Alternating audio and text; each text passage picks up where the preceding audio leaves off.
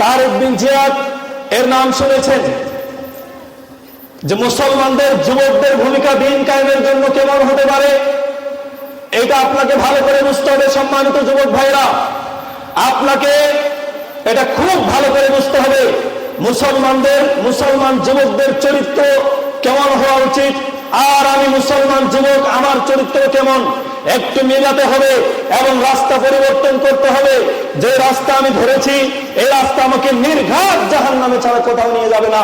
আমাকে সেই রাস্তা ধরতে হবে যে রাস্তায় আমাদের সোনালী যুগের সেই যুবকেরা দেখিয়ে গেছেন আমাদের জন্য রাস্তাটাকে সুগম করে দিয়েছেন, একবারে পথটাকে পরিষ্কার করে দিয়ে গেছেন।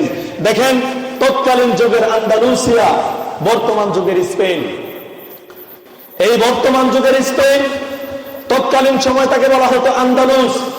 সেই সময় আন্দালুস শাসন করত রোডারিকরা, যারা ছিল খ্রিস্টান, এবং সেই সমাজে তাদের এগেনস্টে ছিল ইহুদিরা, মানে মেজরিটি আর মাইনরিটি, মানে একটা হচ্ছে সংখ্যাগরিষ্ঠ আর একটা সংখ্যালঘু। খ্রিস্টানরা ছিল সংখ্যা গরিষ্ঠ আর ইহুদিরা ছিল সংখ্যালঘু। তাই তারা সংখ্যাগরিষ্ঠ হওয়ায় ইহুদিদের উপরে খুব জুলুম এবং অত্যাচার করত, এবং তাদের একে অপরের মধ্যে সংঘাত এবং তাদের খুব অত্যাচার চলতেই থাকতো, এবং মারামারি, এরকম হানাহানি তাদের মধ্যে লেগেই থাকতো। অত্যাচার, প্রচুর ভাবে অত্যাচার করতো রোডারিকরা ইহুদিদের উপর। সেই সময়ের একজন সম্রাট তার মেয়েকে রোডারিকরা কিডন্যাপ করে নিয়ে গেল।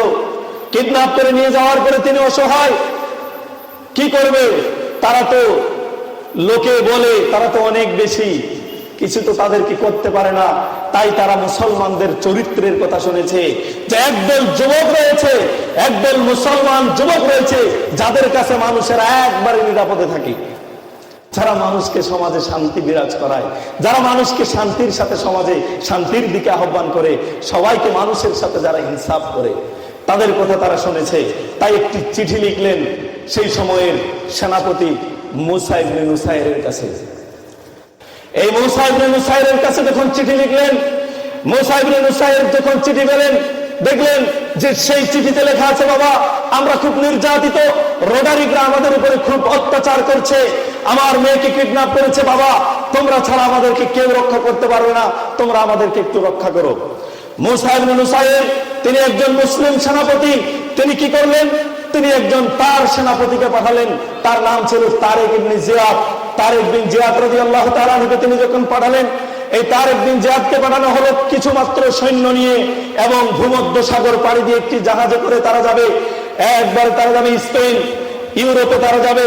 সেখানে গিয়ে তারা ভূমধ্য সাগর পাড়ি দিয়ে যখন তারা ওই পারে পৌঁছালো, তখন তারেক বিন জিয়াদ কি করেছিল? তারেক বিন জিয়াদ সেই জাহাজটাকে আগুন দিয়ে জ্বালিয়ে দিয়েছিল। জ্বালিয়ে দিয়ে বলেছিল, এই মুসলিমরা শোনো, এই যুবকেরা, এই সৈন্যবাহিনী শোনো, তোমাদের হাতে দুটা মাত্র রাস্তা, হয় মৃত্যু, না হলে এই গোটা সমাজটাকে তোমাদেরকে পরিবর্তন করতে হবে, পালানোর কোনো রাস্তা নেই। হয় ইসলামের বিজয় অর্জন করে ফিরতে হবে, আর না হলে মৃত্যুবরণ করে এখান থেকে যেতে হবে। অতএব বাঁচার কোনো রাস্তা নেই। জাহাজটাকে তিনি আগুন দিয়ে জ্বালিয়ে দিয়েছেন। তখন তারা গেল, সেখানে শুধু তারা মাত্র ওই যে ইহুদির মেয়েকে, ওই সম্রাটের মেয়েকে রক্ষা করেনি, তারা অল্প কিছুদিনের মধ্যে গোটা স্পেনে তারা ইসলামের দাওয়াতকে ছড়িয়ে দিয়ে গোটা স্পেনকে তারা ইসলামাইজ করেছেন, ইসলামের আলো জ্বালিয়ে দিয়েছেন। সুবহানাল্লাহ।